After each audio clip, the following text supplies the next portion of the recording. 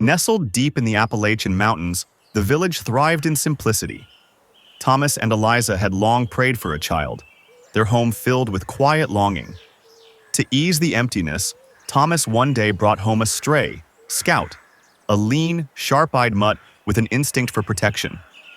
Though Scout soon became Thomas's most trusted companion, Eliza kept her distance, uneasy about the dog's unpredictable nature. Years later, their prayers were answered. Samuel was born, a soft-cheeked, delicate child. As the years passed, Scout grew fiercely attached to him, often curling up beside his crib. But Eliza never let her guard down. Never leave Samuel alone with Scout, She warned Thomas. One autumn afternoon, Eliza baked fresh bread for an elderly neighbor. Watch over both of them. She reminded Thomas before heading out. Thomas nodded, but as hours passed, restlessness crept in. He had spent years with Scout. He trusted the old dog. Stepping outside, he let the crisp mountain air wash over him, losing track of time as he chatted with a neighbor. A blood-curdling cry shattered the peace. Thomas sprinted back toward the house, his heart pounding. The front door stood ajar, and inside, Scout was crouched low, panting heavily, his fur streaked with blood. Eliza arrived moments later, breathless. She followed Thomas's wide-eyed stare to the blood-soaked dog. The sight confirmed her worst fears. No! She screamed. Without hesitation, she grabbed the firewood poker and swung, striking Scout hard across his flank. The dog let out a whimper, but he did not run. He stood his ground. Eliza pushed past the dog and rushed to Samuel's crib. But instead of tragedy, she found the child unharmed, wrapped in a blanket, blinking up at her. Then, her gaze fell downward. Beneath the crib lay a rattlesnake, its body twisted unnaturally, puncture wounds fresh along its length. The blood-staining Scout's fur was not Samuel's. It was the serpent's. Eliza staggered back, dropping the poker. Horror and guilt clenched her throat. Scout had fought to protect the baby, not harm him. She collapsed beside the dog, her hands trembling as she tried to comfort him. What have I done? She whispered, stroking his head. Scout's breathing was shallow, his eyes dimming. Thomas knelt beside him, grief thick in his voice.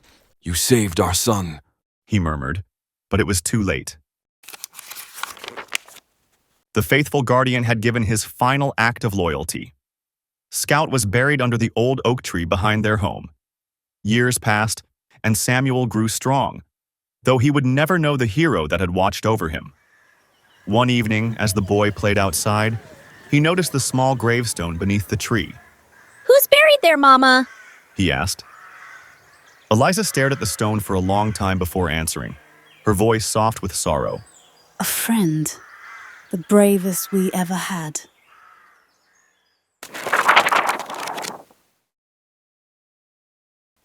Hey everyone, welcome back. Let's take a moment to break down the layered emotions and themes behind the hasty judgment. As you just heard, this story isn't just about a fleeting mistake. It's about the heavy cost of quick decisions and the unexpected depths of loyalty. Right from the beginning, we see the longing of Thomas and Eliza, a desperate hope for family that sets the stage for every decision that follows. The introduction of Scout, the stray dog with an innate protective nature, is early foreshadowing. His presence hints that sometimes the ones we overlook can become our greatest guardians.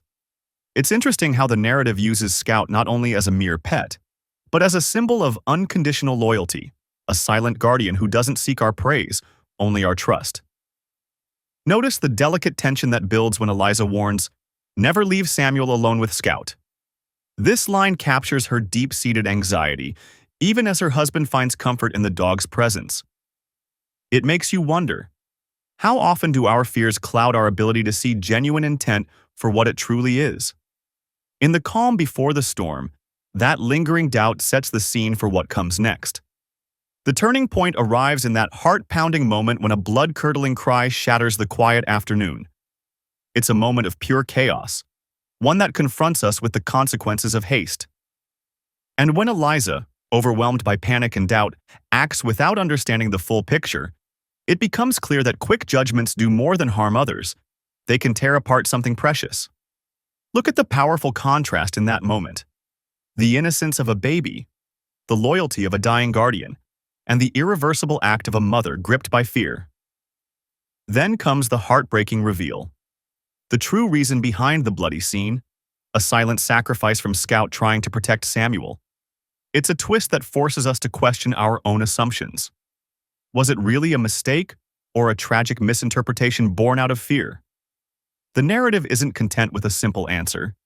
It challenges us to look beneath the surface and reflect on the harsh realities of making snap decisions.